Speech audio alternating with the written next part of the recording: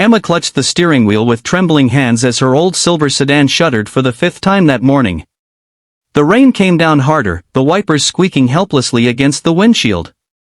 Lily, just 6 years old, sat in the back seat hugging her worn-out teddy bear.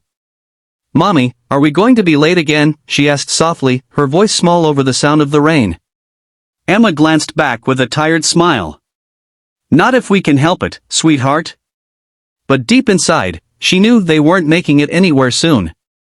The engine sputtered one last time before dying completely. Emma coasted the car to the side of the deserted highway inside, resting her forehead against the wheel. No money. No mechanic. No help. Her phone battery blinked red 1% before it shut off completely. She was stranded. Lily noticed her mother's silence. "Mommy, are you crying?" Emma wiped her face quickly. "No, baby. Mommy's just thinking." Truth was, she was thinking about how everything had fallen apart since her husband left, about the unpaid bills, the landlord's threats, the 2 jobs that still weren't enough. And now, this car. The only thing standing between her and losing the night shift job she desperately needed. Just then, a black SUV slowed down beside them. The window rolled down, revealing a man in his mid-30s, tall, dark hair slicked back, wearing a gray suit that screamed success. "Need some help?" he asked, his voice calm but warm. Emma hesitated. I don't want to bother you, sir. It's just the engine. I'll call someone once my phone." He smiled faintly. "No need to call anyone. I used to fix cars with my dad when I was younger." Pop the hood. Before she could protest, he was already out of the car, rain soaking his jacket as he leaned over the engine.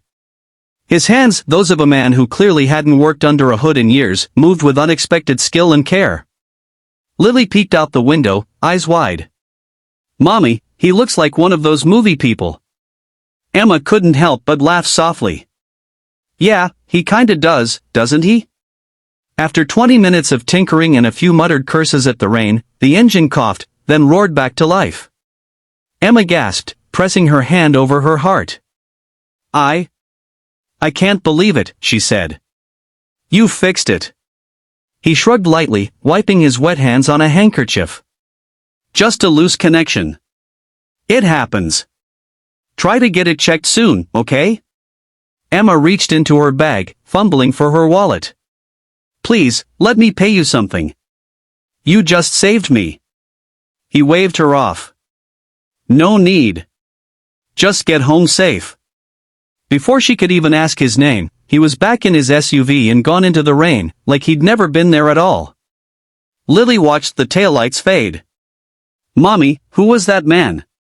Emma smiled faintly. "Just someone kind, baby. Someone who helped us when we needed it." But neither of them knew they'd see him again. 2 weeks later, Emma stood nervously in front of a tall glass building downtown, holding Lily's hand. She was there for a job interview, an assistant position at a company that could finally give them stability. Her clothes were modest, freshly ironed, her resume clutched in trembling fingers. She'd spent her last few dollars on gas to get there. "Be good for Mommy, okay?" she whispered. "Just wait quietly over there." Lily nodded, sitting on a lobby chair with her teddy bear. Emma took a deep breath and stepped into the conference room. Inside sat 3 people, HR representatives, all polite smiles and quick questions. They asked about her experience, her flexibility, her willingness to work extra hours. She answered honestly, trying not to let her voice shake. Then, the door opened. A man walked in. The same man from the roadside. The one who'd fixed her car in the rain. Her heart nearly stopped. He froze too, his eyes widening in surprise before a smile touched his lips. "It's you!" The HR woman turned. "Mr. Bennett, we didn't expect you to join us today." "Thought I'd sit in," he said, his gaze never leaving Emma. Emma's hands trembled. "You're the CEO?" He nodded slowly. "That's right. Ethan Bennett." The HR team continued the interview, but the whole time, Emma could barely focus. She kept replaying that rainy day, how she hadn't even known the man's name, how she tried to pay him for his kindness. When the interview ended, Ethan stood. "Thank you, Emma. We'll be in touch soon."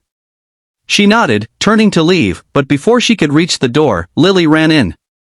"Mommy," she shouted, pointing excitedly. "That's the man who fixed our car." Everyone in the room turned. Ethan chuckled softly, kneeling to Lily's height. "You remember me, huh?" "You made Mommy smile again that day," Lily said seriously. "I like you." For a moment, something softened in Ethan's eyes, a look that didn't belong to a powerful CEO, but a lonely man remembering what it felt like to matter to someone. He looked at Emma, then back at Lily. "You're quite the brave girl," he said gently. "Your mom raised you well." Emma's cheeks flushed. I'm sorry about that, she's just—" "Don't apologize," Ethan interrupted softly. "She just told me everything I needed to know." That night, Ethan couldn't stop thinking about them, the woman with kind eyes who refused pity, and the little girl who spoke with such pure honesty. He hadn't planned to get involved, but something about them stayed with him. The next morning, he called HR. "Hire her," he said simply. "She's the kind of person this company needs." Weeks passed. Emma began her new job, grateful beyond words. Ethan rarely interacted with her directly, but every time he passed by her desk, he'd find himself smiling a little more. She worked hard, stayed late, and always treated everyone, no matter their rank, with kindness. But life wasn't done testing them yet. One evening, as the office emptied, Emma got a call. Her landlord was demanding payment or eviction. She sat at her desk long after everyone left, head in her hands, tears silently falling. Ethan, leaving his office, saw the light still on. He stepped inside quietly. "Emma?" She jumped, quickly wiping her face. "Mr. Bennett, I'm sorry, I didn't realize anyone was still here." "Hey," he said gently, walking closer. "You okay?" Her composure cracked. "Just, bills, rent, everything. I thought I was finally getting ahead but—" Ethan hesitated, then took off his jacket and placed it over the back of her chair. "You don't have to pretend it's all fine. Sometimes, it's okay to ask for help." She shook her head. "You've already helped enough. I don't want charity." He smiled faintly. "It's not charity if it's someone who cares." Her eyes met his, and for a long moment, the world felt quiet again, like that night on the roadside. Months later, things began to change. Ethan started spending time with Lily too, dropping by to say hello, bringing her tiny gifts like pencils or books. He wasn't doing it out of pity, he genuinely enjoyed it.